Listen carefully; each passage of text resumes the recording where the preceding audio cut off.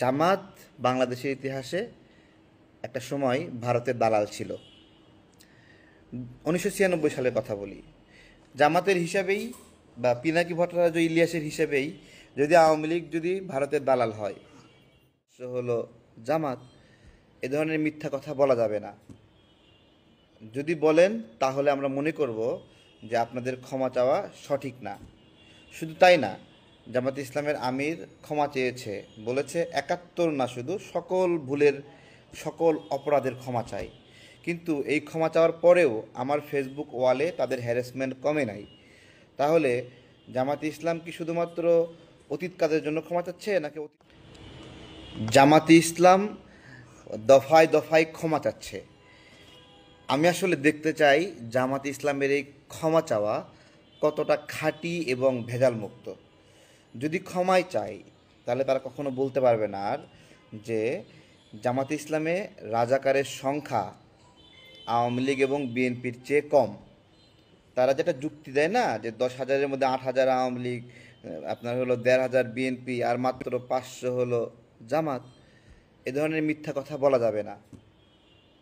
যদি বলেন তাহলে আমরা মনে করব যে আপনাদের ক্ষমা চাওয়া সঠিক না।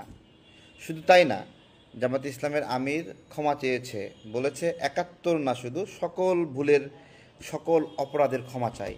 কিন্তু এই ক্ষমা চাওয়ার পরেও আমার ফেসবুক ওয়ালে তাদের হ্যারাসমেন্ট কমে নাই। তাহলে জামাত ইসলাম কি শুধুমাত্র অতীত কাজের জন্য ক্ষমা চাচ্ছে, নাকি অতীত এবং ভবিষ্যৎ যত খারাপ কাজ করবে তার সকল ক্ষমা চাচ্ছে? আমি স্পষ্টভাবে দেখিয়ে দিয়েছিলাম যে তারা কি ভাষায় গালিগালাজগুলো করছে। আমি সুন্দর করে বলি, খাঙ্কির পোলা, বেশ্যার পোলা, জাউরা, জারজ সন্তান, যা যা খারাপ ভাষা আছে, এই ভাষাগুলো আমি জামাত ইসলামকে গালি দিচ্ছি না, বলছি তারা এই ভাষাগুলো দিয়ে আমাদেরকে আক্রমণ করছে। তো আমি চাই এই পোস্টে জামাত ইসলাম একটাও গালি না দিক, এবং তারা সুন্দরভাবে গালি ছাড়া সমালোচনা করুক। যদি সেটা করে তাহলে বুঝবো যে তাদের ক্ষমা চাওয়া প্রাসঙ্গিক এবং ক্ষমা চাওয়াটা সঠিক। এবং সেই সাথে আরও বলবো যে তারা যেন এইটাও বলার চেষ্টা না করে যে 24-এর গণ অভ্যুত্থানের পর থেকে 1971-এর আর দাম নাই, এই কথাটা যেন আর কখনো না বলে। কারণ জুলাই গণ অভ্যুত্থানের যে শক্তিগুলো আমরা লড়াই সংগ্রাম করেছি, সেটা এনসিপি বলেন, গণ অধিকার বলেন, বিএনপি বলেন, আমরা আমজনতার দল, আমরা কেউই এইরকম চিন্তা থেকে লড়াই করিনি যে মুক্তিযোদ্ধাদেরকে আমরা পরাজিত করেছি, মুক্তিযুদ্ধকে পরাজিত করেছি, 71-কে পরাজিত করেছি, বা 71-এর ন্যারেটিভকে আমরা পরাজিত করেছি। 71-এর ন্যারেটিভ পথভ্রষ্ট হতে পারে, আওয়ামী লীগ ভিন্ন দিকে নিয়ে যেতে পারে, আমরা সেটা সঠিক দিকে বর্ণনা করব। আমরা আমাদের যে স্বাধীনতার ঘোষণা, আমাদের মুক্তিযোদ্ধাদের যে লড়াই, এই লড়াইগুলো কি ফাও ফাও, অথবা আওয়ামী লীগ এসেই কি বলবে যে আমাদের 24-এর যে লড়াই করছে এই লড়াই ফাও ফাও? আমি বলেছিলাম যে 32 নাম্বার ভাঙচুরের ঘটনায় দুঃখ প্রকাশ করছি। সেখানে আওয়ামী লীগের নেতাকর্মীরা এসে বলছে, কি বলছে, যে যতই দুঃখ প্রকাশ করো লাভ নাই। আপনাদেরকে সুনির্দিষ্টভাবে বলি ভাই, আমরা না দূরে ইটি ভাঙছি, কারো মাথা তো ফাটাইনি, তাই না? মানুষ হত্যা আর ইট ভাঙ্গা এক জিনিস না, আমরা মানুষ হত্যায় জড়িত না, এটা আপনারা মনে রাখবেন। এবং কথা বলার সময় সাবধানে কথা বলবেন। আমি যেটুকু মনে করেছি যে ধানমন্ডি 32 ভাঙ্গা ঠিক হয়নি, সেটা আমি আমার জায়গা থেকে বলেছি। কিন্তু ওইটাকে কেন্দ্র করে আপনি আমার বিচার করতে আসবেন, আসেন, আমি তো আছি বাংলাদেশে। আওয়ামী লীগের থাকা অবস্থায় আমি বাংলাদেশে ছিলাম, আমরা জেল জুলুম নিপীড়নের শিকার হয়েছি এবং এখনও আছি। এবং আমি বলছি, আমরা কখনো এই দেশ ছেড়ে পালাবো না, এইখানে আছি। আবার জেলে যাওয়া যদি লাগে জেলে যাব, সমস্যা কি? আইন বিচার সালিশ হবে, কতটুকু অপরাধ করেছি সেই অপরাধের বিচার যদি কেউ করতে চায় আসুক। বিচার করতে চাইলে তো আমার সামনে আসতে হবে, আমার সামনে বসতে হবে, বসে বলতে হবে। তো এটা আর কি, এই বিষয়গুলো নিয়ে জটিলতা করার অনুরোধ করব, যেটা করবেন না।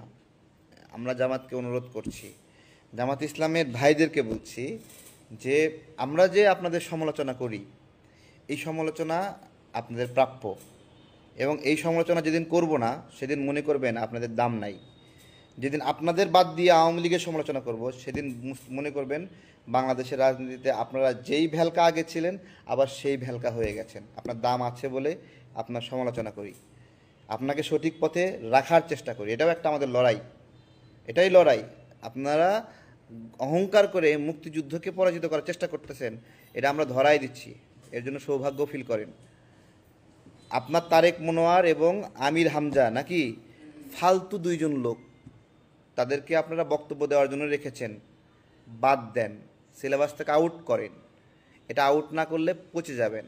যদি এটাই মানদণ্ড হয় যে এরাই আপনাদের আলেম বা আপনাদের আলেমরা এই কোয়ালিটির, এই ক্যাটাগরির, তাহলে আপনাদের খবর আছে, খবর আছে আপনাদের আছে। তো আপনারা একটু চেষ্টা করেন, আজহারি হুজুরকে নিয়ে আসার চেষ্টা করেন, আপনাদের সাথে নিয়ে আসার চেষ্টা করেন। সে সরাসরি আপনাদের সাথে যুক্ত হচ্ছে না, যুক্ত করার চেষ্টা করেন আপনারা। হ্যাঁ, না থাকলে আরেকজন হুজুরকে সামনে নিয়ে আসেন। বাট আমির হামজার মতো ফাতরা এবং তারেক রহমানের মতো ওই যে কি তারেক মনোয়ার না, তারেক মনোয়ারের মতো ইতর অক্সফোর্ডের টিচার, এদেরকে যদি আপনারা আপনাদের আলেম হিসেবে সামনে রেখা ন্যারেটিভ ডেভেলপ করতে চান তাহলে শেষ, আমার কিছু কইতে হবে না, এরাই আপনাদেরকে ডুবাবে। আর পাশাপাশি আরেকটা কথা বলি যে জামাতের এই হাল হলো কেন, জামাতের এই হাল হলো কেন, এই বিষয়ে একটা ব্যাখ্যা আছে। জামাত বাংলাদেশের ইতিহাসে একটা সময় ভারতের দালাল ছিল। 1996 সালের কথা বলি। জামাতের হিসাবেই বা পিনাকি ভট্টাচার্য ইলিয়াসের হিসাবেই যদি আওয়ামী লীগ যদি ভারতের দালাল হয়, তাই না, ওই হিসাবে আওয়ামী লীগ যদি ভারতের দালাল হয় তাহলে আওয়ামী লীগের যারা বন্ধু তারা ভারতের দালাল হবে নাকি? তাহলে 1996 সালে জামাত আওয়ামী লীগের বন্ধু ছিল, যান জীবন দিয়ে বিএনপি উচ্ছেদে নামছিল, তাহলে ওই সময় কি ভারতের দালাল ছিল না? জাতীয়তাবাদী শক্তি খুবই অসহায়, কারণ জাতীয়তাবাদী শক্তির কোনো বন্ধু নাই, কোনো বন্ধু নাই। ইউরোপ, আমেরিকা, ভারত, পাকিস্তান কোনো বন্ধু নাই। এদের অন্য কোনো দেশে এই দলের শাখা, ওই দেশের রাজনীতি করার কোনো সংগঠন নাই। যেমন বিএনপির এমন কোনো সংগঠন নাই আমেরিকায়, যেইটা আমেরিকায় মানে হলো বিএনপি নামে ওখানে রাজনীতি করবে। বিএনপির এমন কোনো সংগঠন নাই ভারতে যেইটা বিএনপি নামে ওখানে রাজনীতি করবে। এটা হলো জাতীয়তাবাদী রাজনীতির একটা বিষয়, যে এদের কোনো বিদেশি বন্ধু নাই এবং এদের লড়াইটাই দেশকে নিয়ে, সার্বভৌমত্বকে নিয়ে, জাতীয়তাবাদ, বাংলাদেশি জাতীয়তাবাদ। বিষয়টা বোঝেন কিন্তু। এই জায়গাতে কিন্তু জামাত কিন্তু আলাদা। জামাতের ভারতে এস্টাবলিশমেন্ট আছে, এমনকি জামাত ভারতেই জন্ম নিছে এবং জামাতের পাকিস্তানেও এস্টাবলিশমেন্ট আছে, আরও বিভিন্ন দেশে জামাতের সেম অনুরূপ সংগঠন আছে। এই ধরনের সংগঠন চরমভাবে জাতীয়তাবাদ হওয়ার সম্ভাবনা খুবই কম এবং সুযোগ নাই। ইচ্ছা করলেও তারা ভারত বিরোধী হতে পারবে না, কারণ তারা জাতীয়তাবাদ নাই, তার কারণ তারা যে ভারতের শাখা আছে, কারণ তাদের পাকিস্তানের শাখা আছে। যখন জামাত ভারতের স্বার্থবিরোধী কোনো কাজ করবে, শুধুমাত্র ইসলামিক হইলেই সে ভারত বিরোধী, এটা বলা যাবে না, এটা বলা যাবে না।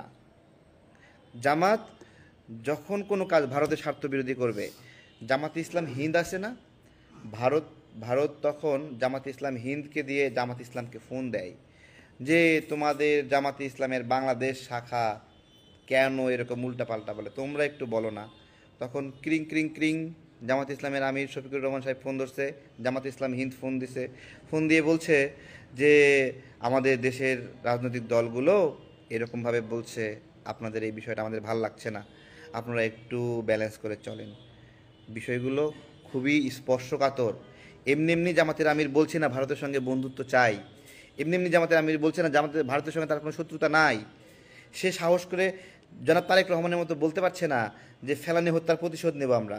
সে সাহস করে বলতে পারতেছে না নদীর পানির হিসাব চাই, সে বলতে পারতেছে না, কারণ ওইখানে ভারতে জামাতে ইসলাম হিন্দ নামে একটা তার সংগঠন ওখানে রাখছে। একই সংগঠন, একই নীতি নিয়ে চলে, একই নীতি নিয়ে চলে। আমরা কেন এই জায়গাতে জামাতের বন্ধু ছিলাম সেখান থেকে শত্রু হয়ে গেলাম? যেদিন 28 আগস্ট তারা এই প্রেস ব্রিফিংটা করলো, জামাত ইসলামের ভাইরা আজকে এই ভিডিওটা দেখবেন। বাংলাদেশে রাজনৈতিক দল হিসেবে প্রেস ব্রিফিং দিয়ে কর্মসূচি করছে ডক্টর শফিকুর রহমানের জামিনের জন্য, সেটা আমাদের দল। বাংলাদেশ আর কোনো সংগঠন আপনাদের কোনো নেতার মুক্তির জন্য প্রেস ব্রিফিং করেনি। আমরা প্রোগ্রাম করছি পর্যন্ত যে শফিকুর রহমানের মুক্তি চাই। আমরা সেই জামাতের বিরুদ্ধে কেন গেলাম বুঝতে হবে তো। যেদিন 28 তারিখ প্রেস ব্রিফিং করছে ভারতের সহযোগিতা চাই, সেদিন আমরা বুঝতে পারছি ও তাদের যেহেতু ভারত আছে আমাদের তো আর দরকার নাই। আমরা কি করব? দরকার আছে আমাদের তো আর দরকার নাই। আমরাই বলছি, আমিই বলছি যে জামাত একটা বরকতময় দল। তো ওই বরকত তো থাকলো না যখন ভারতের সহযোগিতা চাইলো। যে ভারতের সহযোগিতা চাইবে তার উপর বরকত থাকবে কীভাবে বলেন? তো যাই হোক, সমালোচনা করেন, মন খুলে সমালোচনা করেন।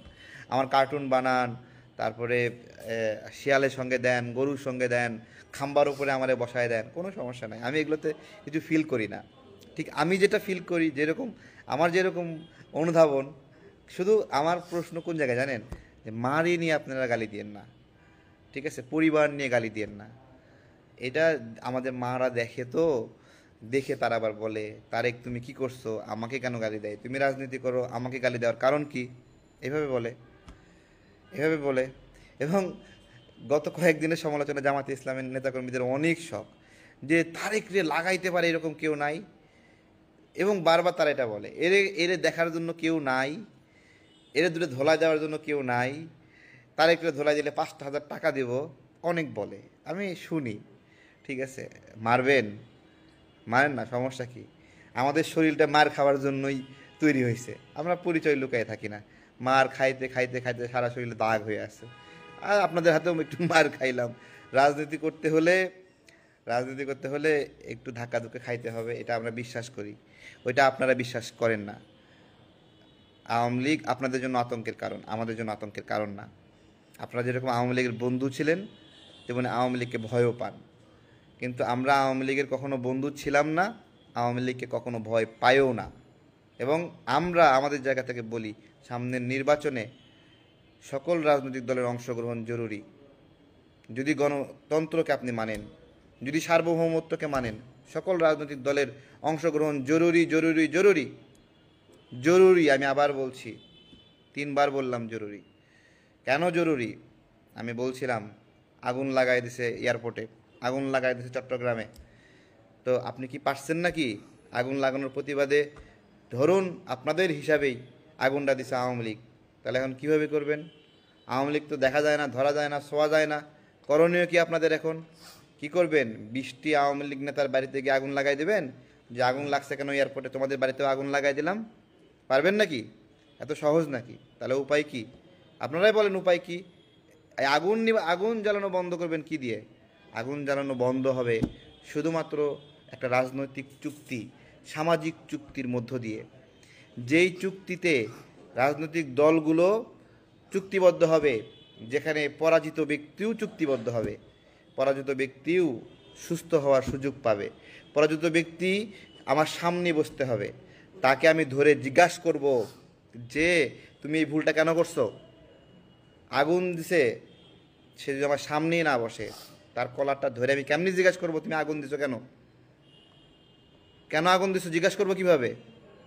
আপনারা তো পারেন নাই। এয়ারপোর্টে আগুন লাগার সাথে সাথে 10টা 20টা বাড়িতে আগুন দিছেন? দেননি তো, দেওয়া সম্ভব না, দেওয়া উচিত না। এটাকে মানসিকতা বলে না।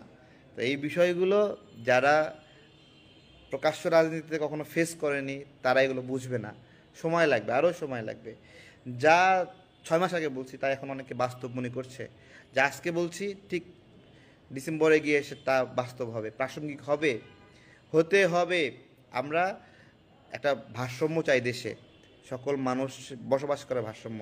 মিথ্যা মামলাগুলো থেকে মানুষগুলো নিস্তার চাই। আর সত্যিকারের উদ্দেশ্য অর্থে কামাল্লে স্বরাষ্ট্রমন্ত্রী কামালের বিচার চাই। এবং আওয়ামী লীগ ক্ষতিগ্রস্ত হয়েছে এই কামালের জন্য। আওয়ামী লীগের উচিত কামালের বিচার চাওয়া। কতটুকু কঠিন হওয়া যাবে তা যদি একটা সরকার না জানে, তাহলে সে কিভাবে স্বাভাবিক মানুষ? সে তো অসুস্থ। কোথায় গিয়ে থামতে হবে এটা আওয়ামী লীগ জানেনি। আজকে সেদিন তাদের পরিণতি।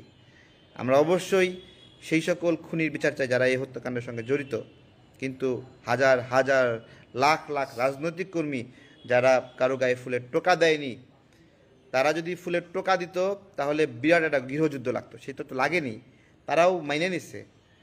সেই মাইনে নেওয়ার জন্য কৃতজ্ঞতা পোষণ করবেন না যে এত বড় একটা সংঘর্ষ হয়নি। তো এই আর কি, ভালো থাকবেন সবাই, ভালো থাকবেন। আসসালামু আলাইকুম। গালি দিবেন না শুধু, ঠিক আছে? জামাত ইসলামের আমির ক্ষমা চেয়েছে, সেই ক্ষমা আপনারা বাস্তবায়ন করেন, ঠিক আছে?